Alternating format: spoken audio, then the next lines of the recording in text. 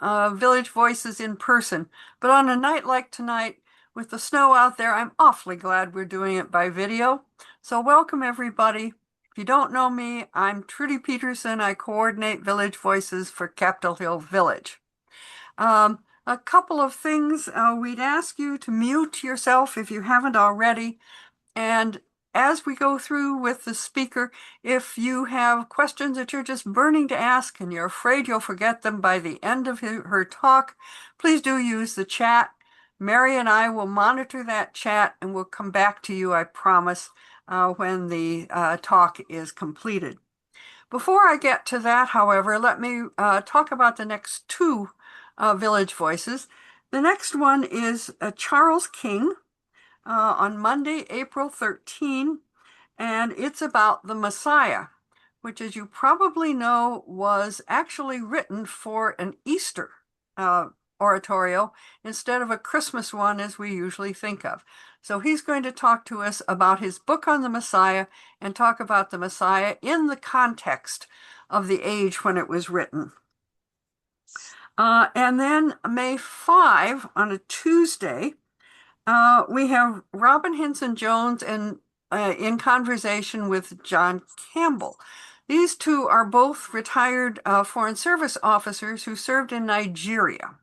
And as you know, the administration has bombed North Nigeria and has made a pitch on preserving the Christians in Nigeria. And it's a lot more complicated in the country than just that. And it's a lot more complicated than having Boko Haram in the north. And these two diplomats are going to try to explain to us the complexities of a country like Nigeria, which has many ethnic groups, many religions, and many different voices. So those are the two upcoming. And I hope you join us for both of them. Tonight, we're really pleased to have with us Kathleen Frydl. She is a political historian. She's an author of two already published books, one on the GI Bill and one on drug wars in America, 1940 to 1973. And she's just gotten, is it the first copy of her new book on corporations as people. And so we're delighted to have her, especially now that we're looking at this huge issue of all of the TV and newspapers under one corporate body. We have the incredible power of the tech titans and all of these corporations who think they might be people. And we need to understand what that means to all of us. So with that, welcome, Dr. Frydl. Thank you, Trudy. I'm so pleased to be here. I have a presentation and I'm going to share it and hopefully it will come up. It's a PowerPoint. So hopefully people can see that and also see me as I speak. Tonight, I'd like to address the question of why it is in the United States during truly emancipatory moments, why do corporations come out as the real winners? And what I mean by that is, how is it that corporations are able to position themselves as the principal beneficiaries of the instruments that are designed for people and groups that are far less powerful? So to tell the story of why something happened is not the same as telling the story of how something happened. But historians typically start, at least, with how something happened. And that's where we're going to start tonight. And in fact, I'm going to try to convince you that this has happened twice in American history.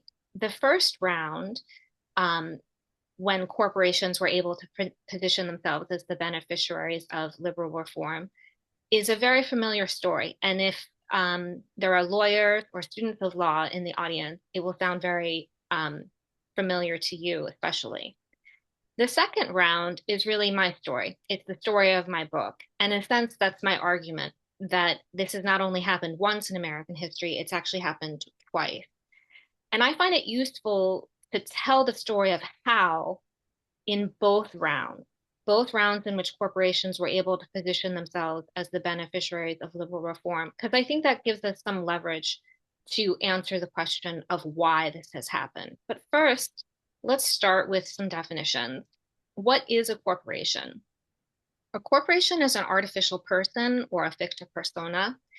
In layperson's terms, it's a legal device by which a person or a group of people come together to accomplish a specific project or pursue a specific goal, and to ensure that the assets that they commit to that purpose or that goal stay committed. Um, a corporation is capable of acting as a person in the law in some respect. It can take and give property, it can contract obligations and employ people, and it can also sue and be sued. Corporations have birth certificates called charters, and charters are filed with the relevant jurisdictional authorities. Typically, in this country, that's individual states. Here in the District of Columbia, we're actually surrounded by corporations that have filed charters with the federal government because of our jurisdictional anomalies. Corporations also have bylaws, which are like operating manuals, internal rules, and those are typically held privately and kept private. But charters are filed publicly with jurisdictional authorities. Corporations have special rights and obligations. Actually, I should say privileges and obligations.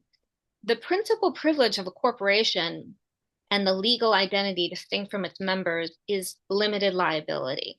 So limited liability means that owners or shareholders are not personally responsible for the debts or obligations of the corporation. So whatever assets you commit to the corporation, those are the assets that you're liable to lose. If the corporation goes bankrupt, you cannot reach into the personal finances of a shareholder to resolve that bankruptcy, for example. So that's limited liability. And that's a tremendous privilege in the eyes of the law. Corporations also have special obligations. They have to stay true to their charters and their bylaws. So if we think about an artificial person or a fictive persona, we have a group of shareholders that come together to form a corporation, a separate entity. But in fact, that's not the only way that we can think about corporations or that they have been considered under the eyes of the law. Another way to think about corporations is it's really the people behind it. So the arrow kind of goes the other way. And in particular, when it regards certain constitutional rights, the thinking is that a corporation is really the people behind it. And the legal term for this conception, or the methodology to get to this conception, is piercing the veil. You're piercing the veil of the artificial entity to reach certain constitutional rights of the shareholders. Now, both of these conceptions of corporate identity can be seen in the law, to this very day, and were very prominent prior to the Civil War, which brings us to, what do I mean when I say emancipatory moment? I'm speaking about modern liberalism, and modern liberalism has two components. One is the pursuit of individual freedom, particularly for those who were previously excluded from enjoying those freedoms. In the context of our story, the first wave of modern liberalism is launched with the Reconstruction Amendments to the Constitution. So that's the 13th, 14th, and 15th Amendments. And modern liberalism also means pursuit of public welfare, or salus populi, the people's welfare. And that means the legislation or regulations that are designed to benefit the collective good. So that's another element of modern liberalism. And in our story, that begins also following the Civil War with the regulation of railroads, which were the, let's say, to use the language of Trudy, the tech titans of their day were the railroads, the extremely powerful corporations that were operating in between and among the states. So modern liberalism has these two different components, the pursuit of individual freedom and public welfare. The first round of corporate reinvention, if you will, is capitalizing on this emancipatory moment to use the tools of the pursuit of individual freedom to undermine the regulation of railroads. And that story begins with the 14th Amendment specifically, which includes this very famous section, which has three clauses in it that are very well known to lawyers and those who study the law. The first is the Privileges and Immunities Clause, which apply to citizens. Now, no one pretends that corporations are citizens, although courts have, even prior to the Civil War, pierced the veil of corporations to reach the citizenship status of corporations. Nobody pretends that corporations as an artificial entity are citizens, that they could be drafted in war, or that they can vote. But the question arose following the passage of the 14th Amendment, whether or not corporations could qualify as people, which is the word that's used in the due process clause of the 14th Amendment here, and the Equal Protection Clause. You'll notice that those phrases do not say citizen, they say people. So the question of whether or not corporations could qualify as people within the meaning of the 14th Amendment is a story filled with much intrigue and I would say also conspiracy, in that the Supreme Court never actually wound up ruling on precisely this question. Instead, in a very roundabout fashion, the Southern Pacific Railroad Company challenged the state of California's regulation of it. And that regulation said that railroads could not deduct the mortgages on their property from their tax bill. And the railroad said, well, natural people can, ordinary California residents can, so we should be able to as well. So they challenged this through a variety of cases. And in one of the cases, Roscoe Conkling, one of the original authors of the 14th Amendment, said, actually, we used people and not citizen on purpose because we meant to include corporations. But nobody believed him. Nobody believed him at the time, and historians have found no evidence of this going back. So the railroad actually wound up discarding that case totally. And in the case of Santa Clara, the Supreme Court never actually reached the constitutional question, but the case featured a syllabus, a strange headnote that read as if it had. The headnote said, we're not going to hear any argument about whether or not corporations qualify under the 14th Amendment meaning of person for equal protection or due process. We are all of the opinion that they do. So without ever deliberating on the question, the case read as if it had been decided.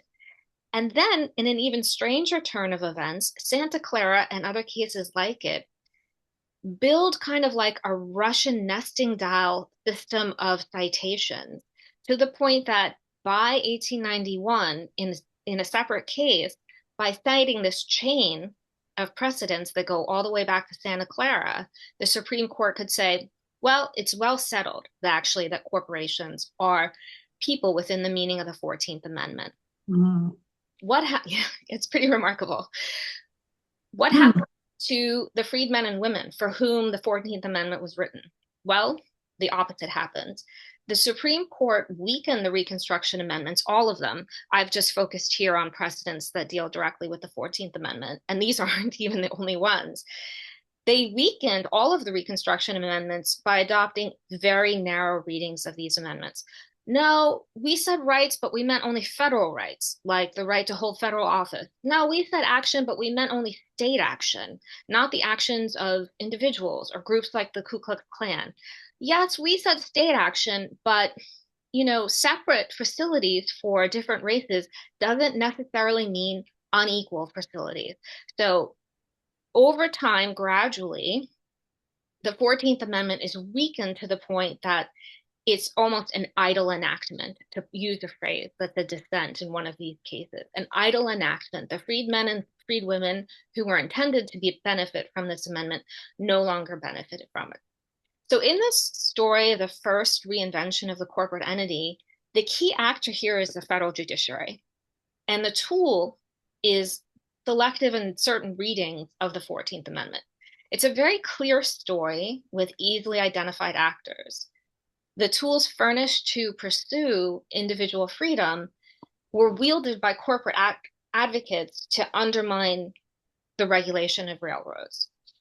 Well, this happens again, according to me, in American history, and that is the second wave of modern liberalism. So the first wave crests or culminates, if you will, in the New Deal, when the ability to regulate in the public interest and pass legislation in the public interest finally reaches the federal government. Many of our listeners will know that because of the strange system of federalism in this country, it actually took a very serious crisis for that kind of political mandate to reach the federal government. But the New Deal, as expansive as it was, did not address itself to all problems and did not reach all people. And so the first, I would say, paradigmatic social movement of the post-World War II era is the Black freedom movement, the modern civil rights movement. And the crowning achievements or victories of this movement, which challenged de jure or legal segregation as well as de facto segregation. The crowning achievements of this movement were the Civil Rights Act of 1964, which outlawed segregation in public accommodations and prohibited discrimination in employment. One way to think about that is a century later, after ratifying the 14th Amendment, Congress actually passed legislation to enforce it. And then the next year, we have the Voting Rights Act, which prohibited discriminatory voting practices. Another way to think about that is 100 years after passing the 15th Amendment, Congress actually passed legislation to enforce it. But second wave modern liberalism is also a period of profound state building. And state building is a term of art that scholars use to describe the institutions and the policies of government, kind of the work of government. Famously, we have the Medicare Act of 1964, but there are other very serious state building pieces of legislation that passed during this time period. We have the Clean Air Act and all of its subsequent amendments, and the sibling Clean Water Act, the Occupational Health and Safety Act, or OSHA, in 1970. And then in the wake of Watergate, we have what is, by my reckoning, the first meaningful system of campaign finance regulation, and that is FECA 2, or the Federal Election Campaign Amendments, the version 2, which were passed in 1974.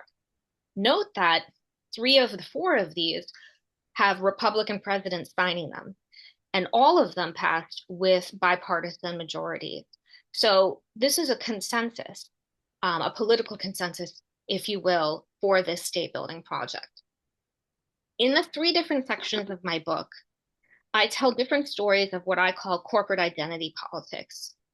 And all of these are in conversation with the state building aspects of second wave liberalism.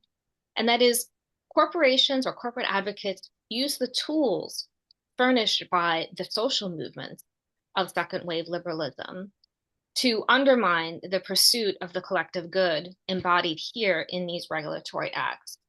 So I want to begin, I won't tell all the stories, but I'll just be very selective here.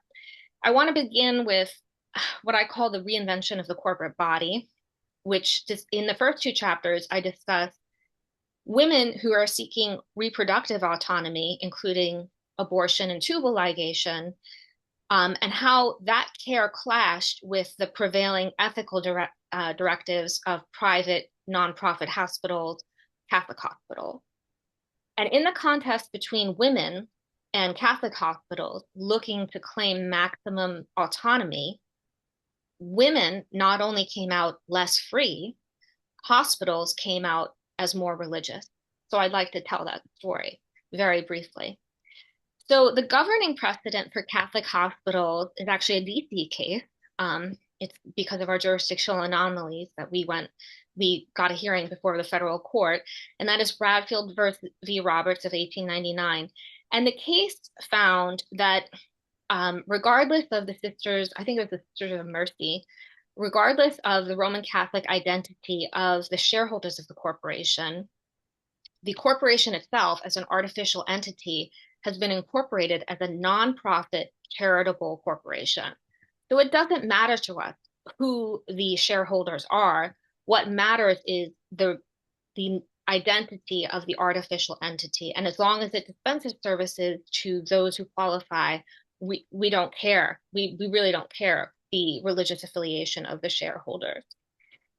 We also have, following World War II, a finding that the 14th Amendment can come to apply to private hospitals, and that's a federal district case called Simpkins in 1962. And that is, if hospitals take public money, including money for construction of hospitals, they could be regarded as a public entity for the purposes of enforcing certain constitutional rights. And that's a picture, that's a very small picture of the US Constitution.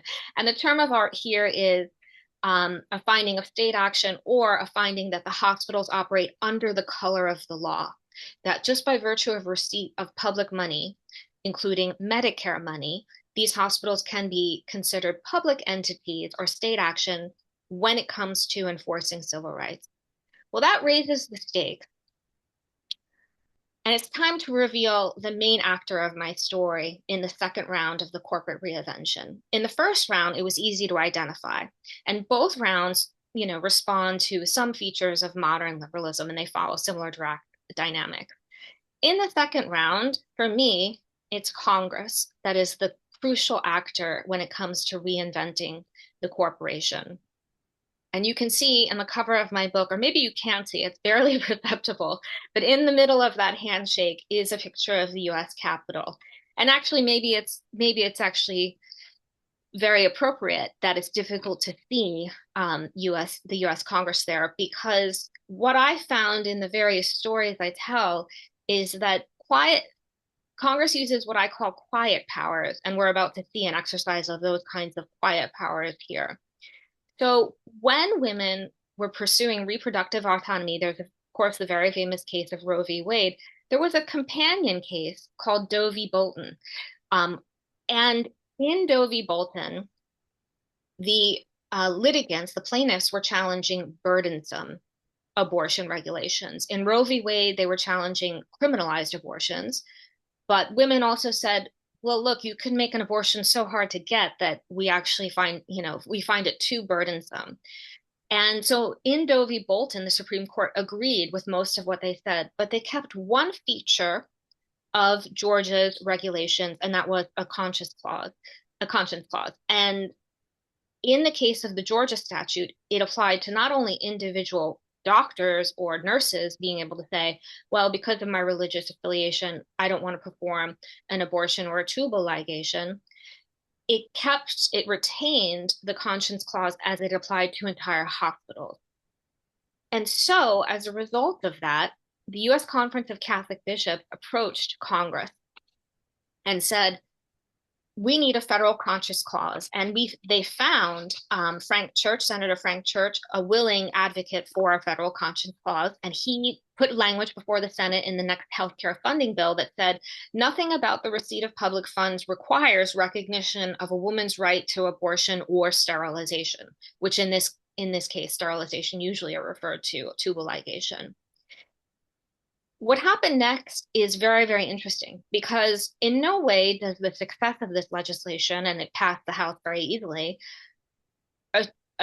in no way does the success of that legislation mean that it won't be challenged in court. So when the legislation moved over to the House added language that was extremely important. House lawmakers added any court to any public official, as among those enjoined from requiring recognition of a woman's right to abortion or sterilization. What that in effect did was deprive courts of jurisdiction to even consider this question. They just took the question away from federal and state courts. So when they took that question away and said you can't even consider this, the result of that is that hospitals were able to redefine themselves as actually more religious. And that was itself a selective interpretation of their shareholders and who held equitable title. Because again, under Bradfield, they're a nonprofit charitable corporation. But when Congress took away the ability of the courts to even deliberate on this question, the Catholic Church was able to say, in fact, this is a religious corporation with a religious point of view, and we don't want to provide these services. What happens next is even more interesting, because in the background, of this struggle between women pursuing reproductive autonomy and the Catholic Church, these hospitals were also contending with regulations that came as the result of Medicare. And remarkably, to resist or steer the regulations in their favor, they wound up arguing um, using the language of second wave social movements. They said in a pluralistic society, it is extremely important to ensure diversity, and that diversity should include our religious corporation, including hospitals. So they used that newly found religious identity to bolster their case when it came to resisting regulation. So ostensibly neutral regulations like hospital planning or construction, which took place on a community level, and usually said, well, the hospitals have to provide a full complement of maternal services. Catholic hospitals came and said, no, we won't, and that makes us religious. And because we're religious, you should accommodate us and build us anyway.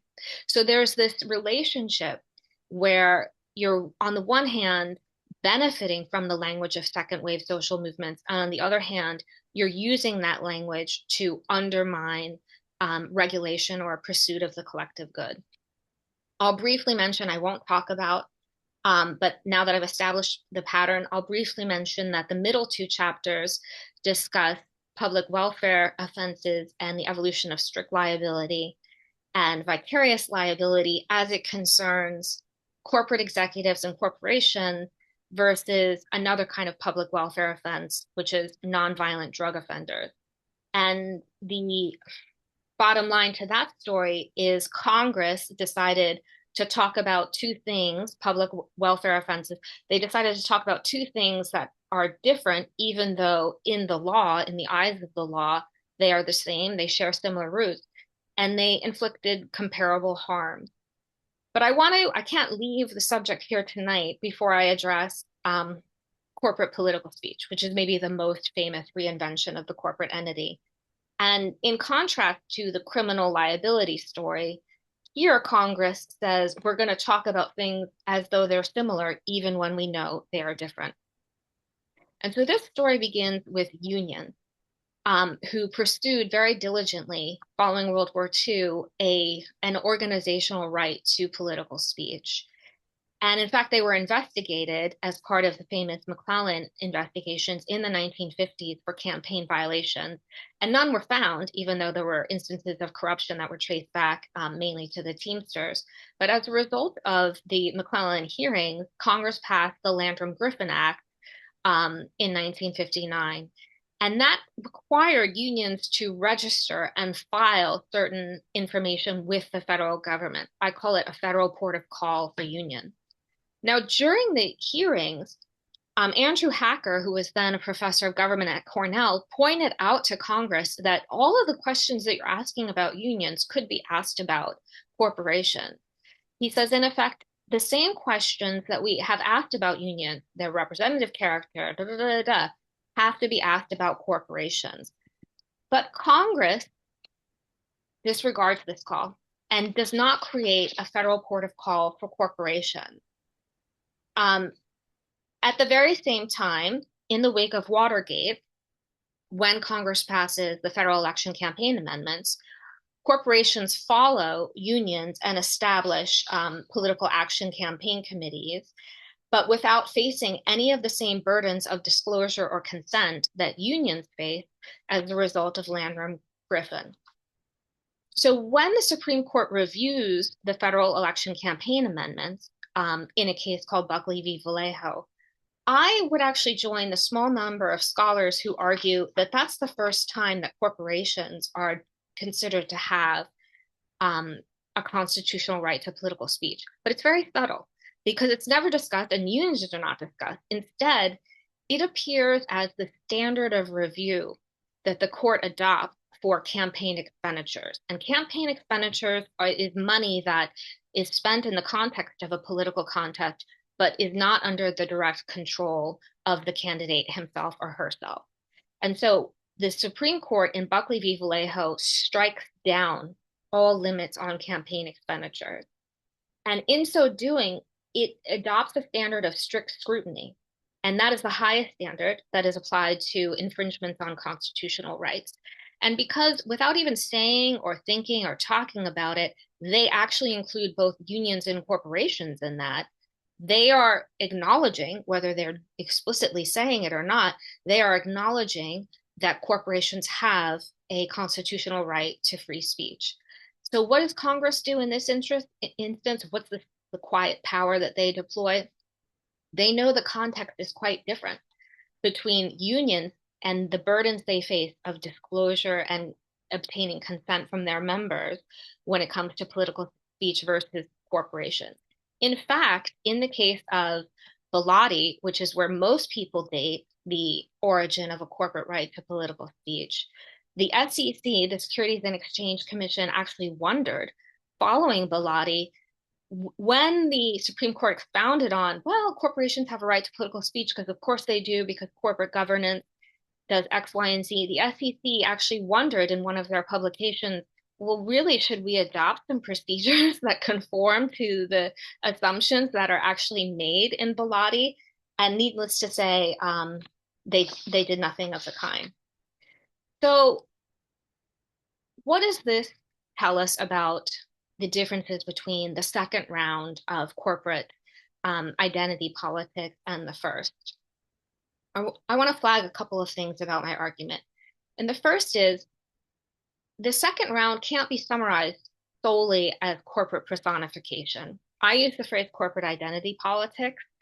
Um, and the reason it can't be summarized that way is because sometimes, as in the case of corporate Catholic hospitals, um, the operative notion there is piercing the veil of the artificial entity to reach a selective reading of the shareholders, right? So there's no unified conception of corporate identity under the law. In other cases, like when it comes to corporate political speech, clearly you are talking about an artificial identity. But just to speak broadly in terms of corporate personhood doesn't really capture all of the privileges that were awarded to corporations during second wave liberalism. I like the phrase corporate identity politics because I think especially it gives us an accurate chronology, the relationship between these privileges and second wave liberalism, which is, I think, best known for identity politics. The second thing I want to flag is the emancipatory moment, if you will, of the second round the second wave of modern liberalism is far more successful than the first round, right? And so maybe as a result of that, the actors are not as identifiable and the dynamic is not as pronounced. In the first round, when it comes to just the federal judiciary reading the 14th Amendment in one way as it regards corporations and in another way as it regards freed men and women, that's a very abrupt story, right? And that it's a very obvious story and easily, especially in retrospect, easily identified. In this second round, it's hard to identify, well, who is doing the acting here? It's an iterative process between Congress and the federal courts, and Congress is acting and not acting. They're quietly depriving jurisdiction. It's just a, I think, more complicated, nuanced story, and the dynamic is not as pronounced.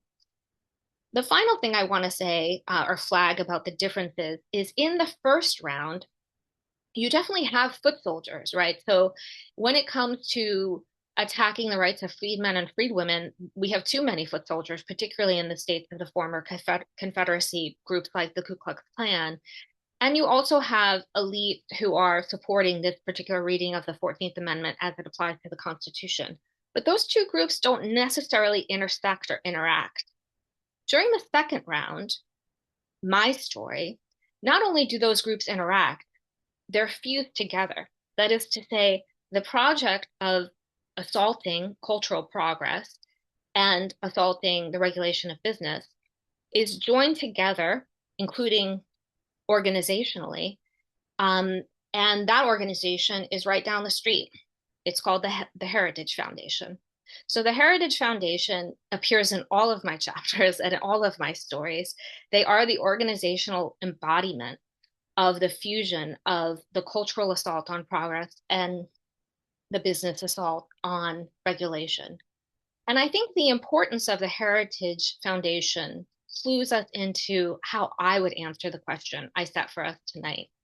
And that is, many people argue that liberalism as a political system is fundamentally flawed, that irreparably it focuses too much on process and not enough on substantive justice.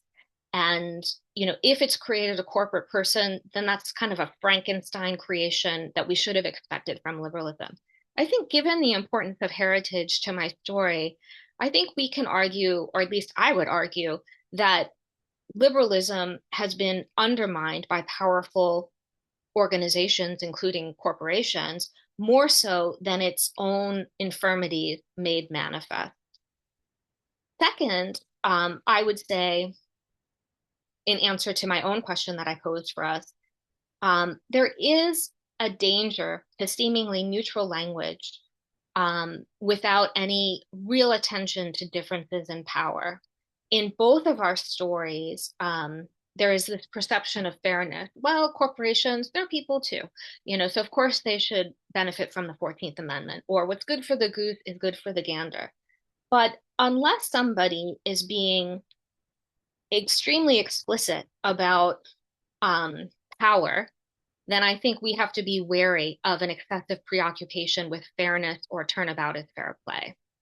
I get a lot from the observation of a business historian called Richard John, who observes that only in the United States has big business preceded big government. And from that, I kind of siphon from that observation to argue that modern liberalism developed in a setting where big business set the term. So my answer to the question of how it is that corporations emerge as victorious during these genuinely emancipatory moments is that we should be wary of appeals to fair play that do not factor in and are not explicit about actual differences in power. And with that, I'd be happy to take questions. Oh, thank you so much, Kathleen. That was really, really interesting. We went through Uh, a lot. um, I don't see questions in the chat, so let me Got it. just. Do we have one? Got it. Okay, Yeah, Dorothy. I've got a question. Can you hear me? Yes, we can. Okay. So Kathy, that was great. That was terrific. How do you explain a period like the 70s and 80s when Congress systematically passed economic deregulation of starting with airlines, then trucking, then railroads, legislation supported by a ragtag group of liberals and libertarians that overcame opposition, unified opposition from industry and labor.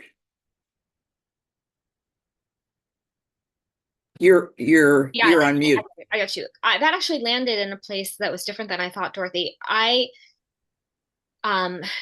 What I found, particularly when it came to political speech and campaign finance legislation and the criminal justice chapters, which I totally skipped over tonight, is that in response to a bipartisan consensus in favor of regulation, industry actually pursued a horseshoe strategy. And that's where I thought you were going, that there were critics on the right in the case of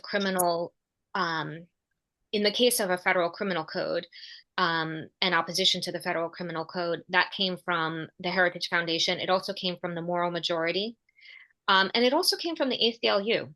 The ACLU criticized unrelentingly, and I would say in many cases misguidedly, criticized the federal criminal code. And by pursuing that kind of horseshoe strategy, industry was able to chip away at the consensus, the broad bipartisan consensus in favor of a federal criminal code or in favor of campaign finance regulation or what have you.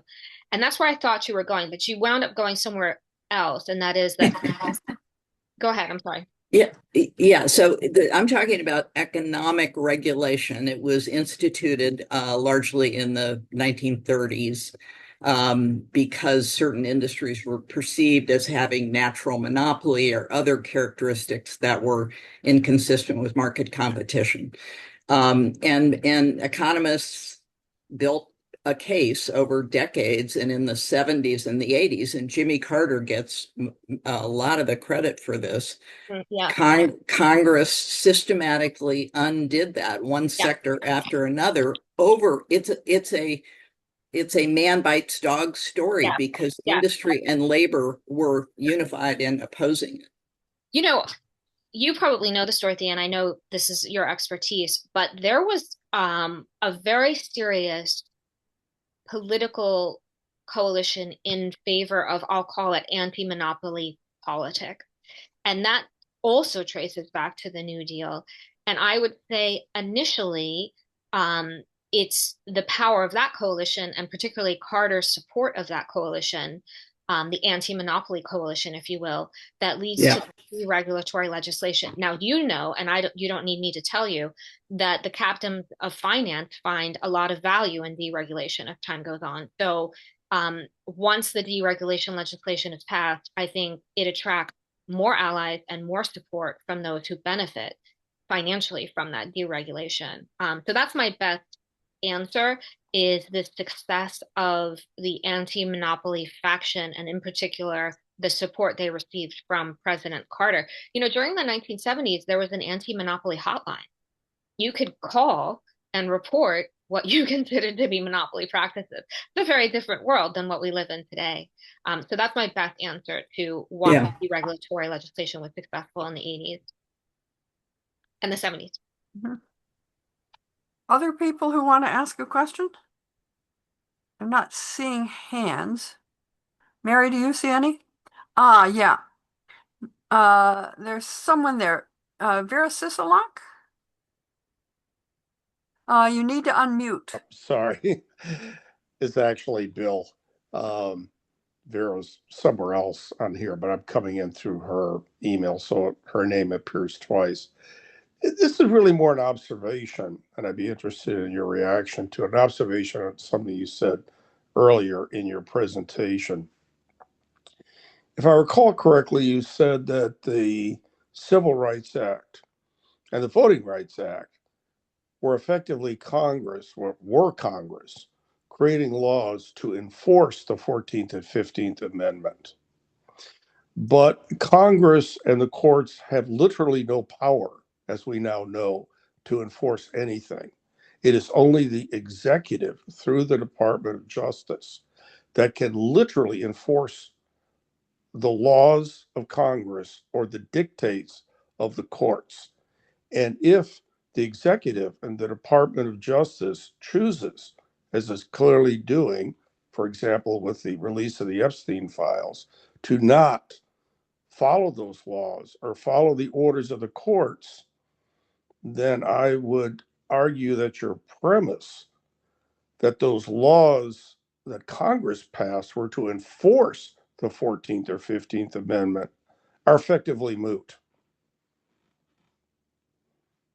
Yeah, thank you for that. And thank you for reminding us of our own distressing context.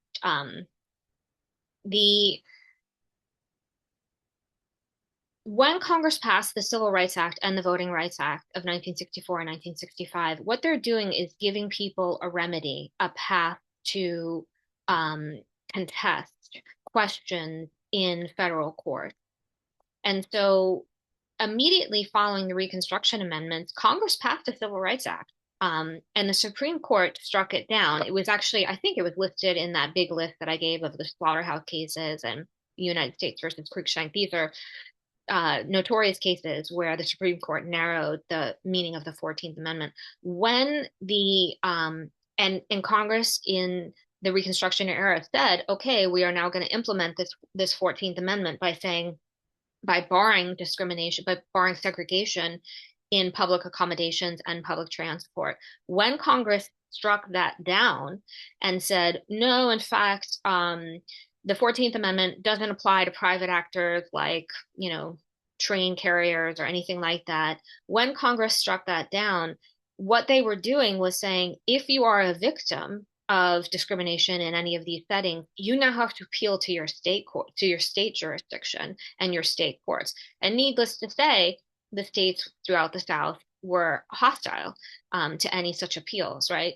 So what I'm saying when I say that is Congress is creating legislation that then gives anyone who feels they are a victim of these things a path through the federal court to litigate their case. To say, I think maybe my mistake was to say Congress snaps its fingers and passes civil rights legislation in the post-war era, and all of a sudden the 14th Amendment is the governing reality, right? That's not the case. And if I left that impression, then I apologize. What is the case is when this legislation is not only passed, but eventually upheld by the Supreme Court, that gives litigants a path that doesn't rely on the mechanisms that have been essential to their own oppression. Does that make sense? It does, and I agree with you, except who is it that said what, maybe president? Somebody in the executive branch essentially said, now let them enforce it. And all political power, as we see sadly in the last 48 hours, somebody else said, all political powers in, come out of the barrel of a gun. Ultimately, that is the only power. And if Congress or the courts dictate to the executive and the Department of Justice, you go do this, and the department says, make me, that's it. That's the end of the story. Congress doesn't have police. The courts don't. Well, they do. Magistrate, that's but there's no real power. They don't have guns. Power isn't, it's the executive that has the guns and therefore can make and can do whatever, as we now see, it wants. And let me flip that, right? And so a critical Please. theorist would say that there's also a power to naming things. And something that I say in the book that is, I think, true is that corporate advocates who pursued corporate identity politics were looking to make an argument. They were looking to capitalize on tools that were intended for vulnerable people and, appropriate or arrogate those tools for themselves. They were looking to make an argument, but they were also looking to avoid one. They did not say explicitly, no, hospitals that receive public money shouldn't serve the public equally. They did not say explicitly, no, we don't want to clean up this toxic sludge. And they did not say explicitly, no, we want to continue to have prevailing influence over our elections. And I think there's power there, right? And so I think there's power in saying there was a bipartisan consensus in favor of these important regulatory acts. Several of them have the signatures of Republican presidents. So I'm kind of giving an optimistic cast to the other side of the argument, if you will, which is there is power in returning to the regulatory consensus, and the power in naming what it is that has taken place. And if I didn't think that, William James is a pragmatist thinker, philosopher, is very famous for saying, I think only for the sake of my doing. But if I didn't think that, I wouldn't have done it. If I didn't think there was a power to name it, I wouldn't. Fair enough. Anyone else with a question? If not, I'm going to ask one. With the monopoly situation that we see now in big corporate news and also in tech monopoly, do you see any glimmers of an anti-monopoly surge in the politics of today? I see more than glimmers. Lena Khan was very celebrated for pointing out in a law review article that monopolies don't need to be considered strictly and only by the question of whether or not they raise the prices for the consumer. They also should be considered as to whether or not they endanger our political system, because they just represent too much power. Now, to historians, that's a point that Louis Brandeis made decades ago. So it's less of a new point than it is a revival of a very old one. Be that as it may, I think she's attracted a tremendous amount of attention, and acolytes. If I'm not mistaken, she's taken a position in Mamdani's administration in New York City, which I think many people look to not just as a governing body of New York City, but also as an emblem of what progressive governing would look like. But I think that the anti-monopoly coalition, which I would not say is like, the most powerful faction in our politics, I think the anti-monopoly coalition nevertheless can draw support and followers, not just from progressives. I think there are a lot of people, including on Main Street, who would support various and another components to the anti-monopoly. I think Joe Biden was, I think, at several points in his presidency, very evocative when he spoke about the power of monopolies and so on and so forth. So I think that revival is well underway. I don't think it's completely synonymous with confronting corporate power. Like, I think it's a necessary but not sufficient condition. I think taking on the bizarre corporate identity politics that I talked about this evening and that I discuss more extensively in the book has got to be part and parcel of it as well. You talked very well, I thought, about the issue of who didn't have power and who did. How does that map to class? This is one of the trickiest questions that US historians wrestle with all the time. And they typically wrestle with it in the form of the question, why doesn't the United States have a more vibrant socialism movement?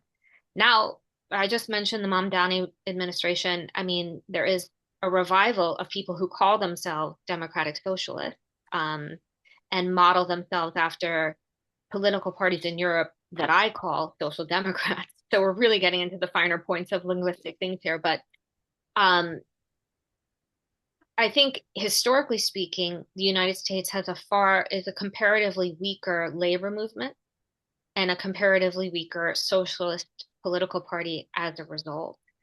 And to answer the question of why that is, you'd have to go to several points.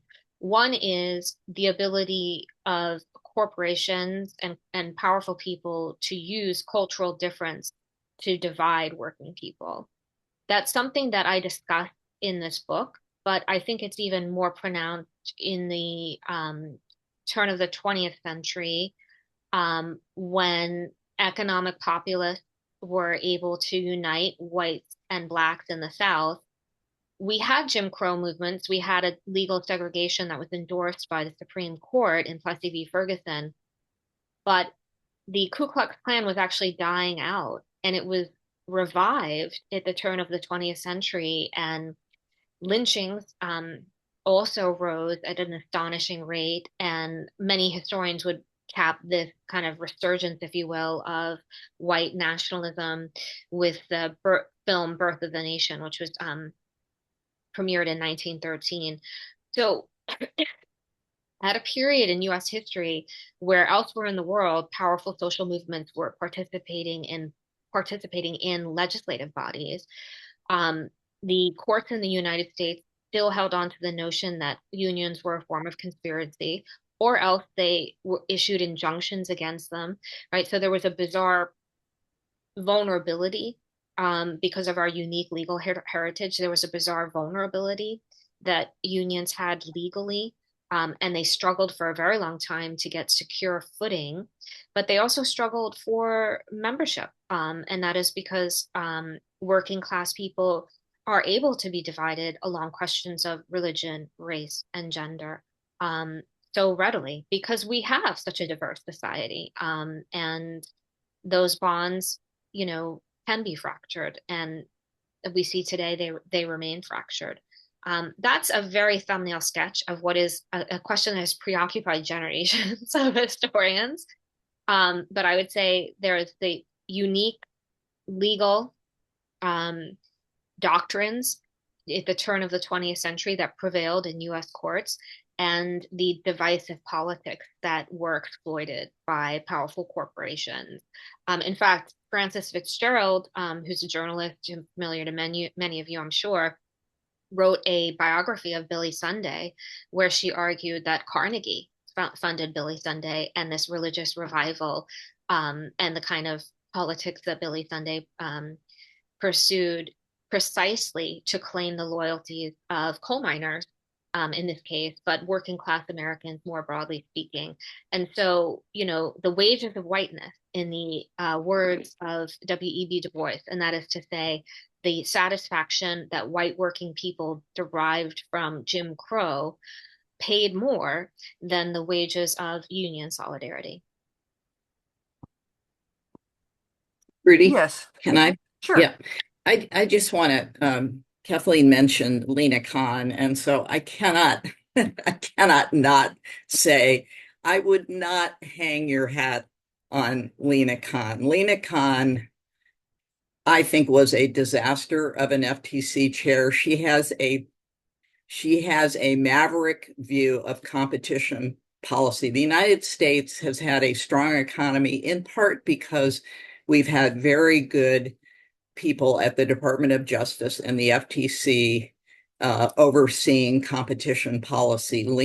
Joe Biden, because even though he'd been chairman of the Judiciary Committee, he didn't care about that. And he outsourced his competition policy to Elizabeth Warren, and she got Lena Khan installed. They made her chairman. Yeah. Through a surreptitious route. Let me just give you one example, because this was personal. She went after me personally because I had handled Boeing issues in the Clinton White House, among many others. She went after Boeing, not me. She went after Boeing, saying that the reason planes are falling out of the sky is because Boeing didn't face competition once McDonnell Douglas went out of business. She went on talk shows all over the place saying that. She completely ignored Airbus. She just wiped Airbus out of the picture and said that once McDonnell Douglas went out of business, Boeing was a monopolist. Boeing, my God, Boeing has lost tremendous market. Anyway, that's an example of she's wacko. She's wacko, and she's out now lied about that. I not only wouldn't hang my hat on Lena Khan, I wouldn't hang my hat on anti-monopoly policies, just more generally speaking. And I hope I was clear about that. That I don't consider that to be an adequate path.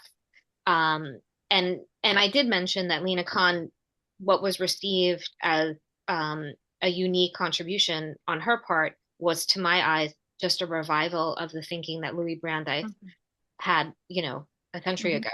So, yeah, that is true. So, but that's regardless of, and I'm sure there are issues that I do agree with Lena Khan on, and I'm sure there are issues that I don't agree with her on. But I think in the bigger picture, I don't think anti-monopoly is the path, or the only path, or the best path to pursue confronting corporate power. And if I was unclear about that, then I apologize. Yeah. Well, thank you so much, Kathleen. I wanted to get to the opioid crisis and what that means, but we don't have time. We'll have to have you back and have you talk about the drug wars and what that means with corporate power and, my goodness, with the new CDC and all of that sort of thing. So thank you so much. It was a great, great evening, and we're all really pleased to have had you. Thank you. Good night, everybody.